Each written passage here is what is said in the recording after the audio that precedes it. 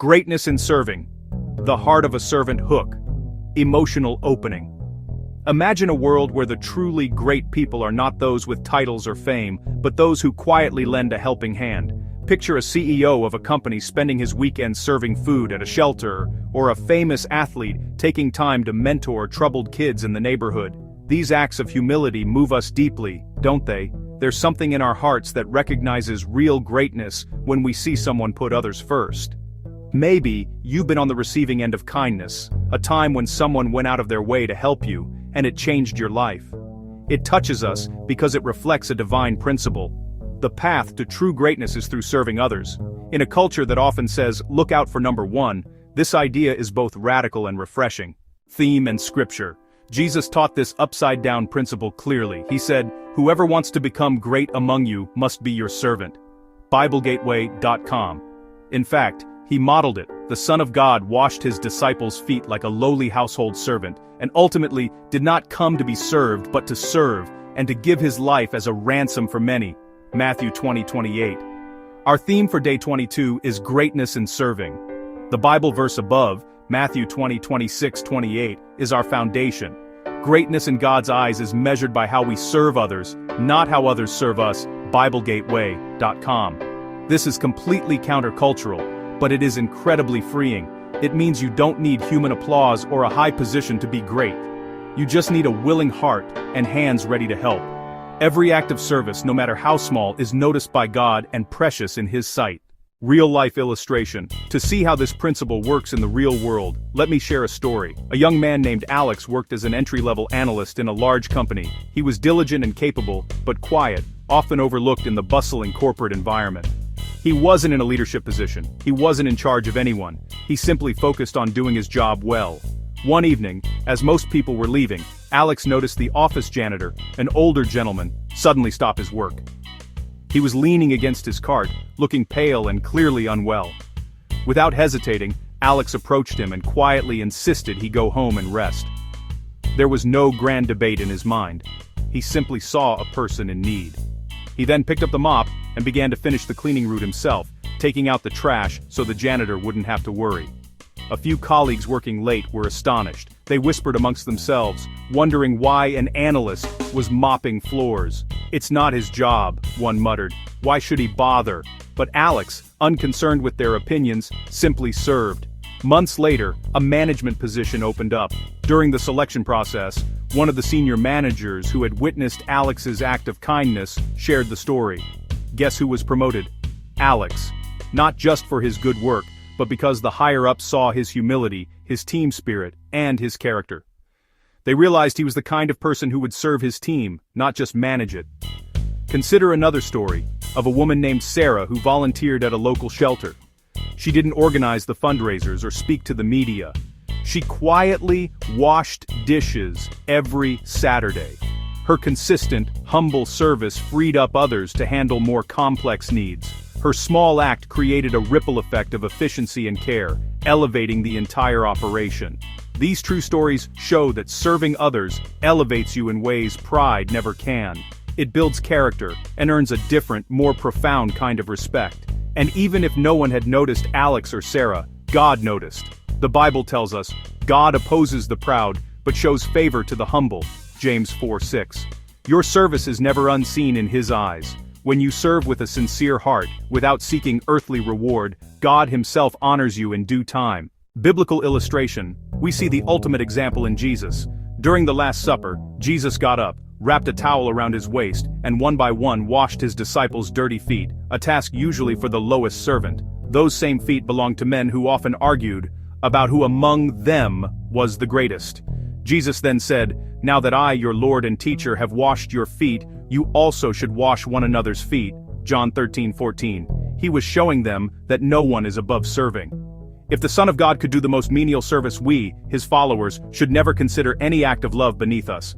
In God's kingdom, the servant is the hero. Think of Mother Teresa, for example. She had no worldly riches or position. She spent her life serving the poorest of the poor, and the impact of her humble service echoed around the world, inspiring millions and earning deep respect. That is greatness. Motivational teaching. Every day you have countless opportunities to sow seeds of greatness through serving.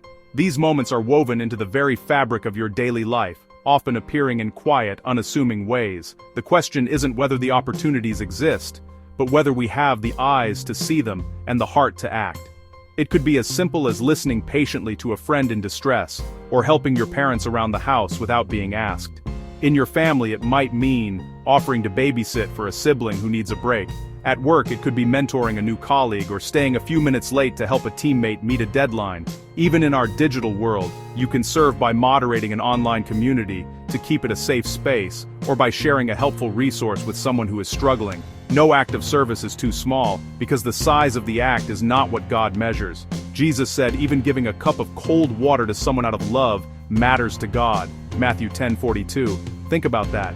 A cup of water. It's basic, essential, and costs almost nothing. It's a reminder that the most profound acts of service are often the simplest gestures of kindness offered at the right moment.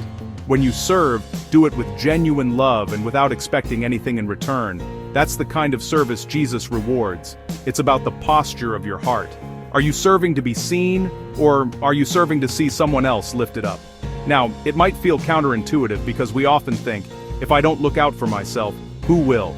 This leads to a common myth, that serving others means you'll be overlooked or taken advantage of, ultimately causing you to fall behind. But here's the truth, a promise you can cling to. If you dedicate yourself to serving others, God will look out for you. The truth is that your ultimate promotion and security come from God, not from your own striving. As the scripture says, humble yourselves before the Lord, and he will lift you up. James 4:10. He is your advocate, your promoter, and your provider. When you embrace this truth, serving becomes truly liberating.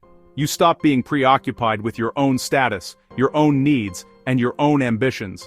Instead, you get to focus on the beautiful and rewarding work of making someone else's life better, even in a small way. And ironically, this outward focus brings you more profound joy and lasting fulfillment than obsessing over your own greatness ever could. It fills a void that self-ambition can never touch. So, today, try this. Actively notice the people around you, at home, at work, in the grocery store. Who looks overwhelmed? Who is struggling? Who could use a helping hand or a simple word of encouragement? Then, take a small step. Step in and serve them as if you were serving Jesus himself. Over time, as you practice these small, consistent acts of love, you'll develop the heart of a true servant leader. It's not a title you claim, but a character that is forged. You'll find that people start respecting and trusting you more, not because you demanded it with authority, but because you earned it through authentic love and selfless action. This is influence through service. It's the upside-down kingdom principle that Jesus modeled perfectly.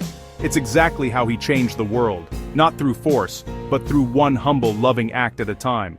And he calls us to do the same. So, how do we take this profound truth from our heads to our hands? Today, let's put this into practice with a simple, yet powerful daily challenge. It's a two-step process designed to transform your perspective and your community, one small act at a time. Step 1 is to pray. Before you start your day, simply ask God, show me who I can serve today. This small prayer opens your eyes and heart to the needs around you that you might otherwise miss. Step 2 is to act.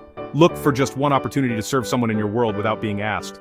It could be helping a coworker with a tough task, cooking a meal for a neighbor, or simply doing the chores at home with a joyful attitude. It might be as simple as offering a genuine compliment, or actively listening to someone who needs to talk. Do it quietly, without seeking recognition, as a personal offering to God. If you're up for a bigger challenge, let's create a micro plan for the week. Think about one person in your life you can intentionally serve each day. Maybe Monday is for your spouse, Tuesday for a colleague, Wednesday for a stranger. Comment below one way you plan to serve someone this week.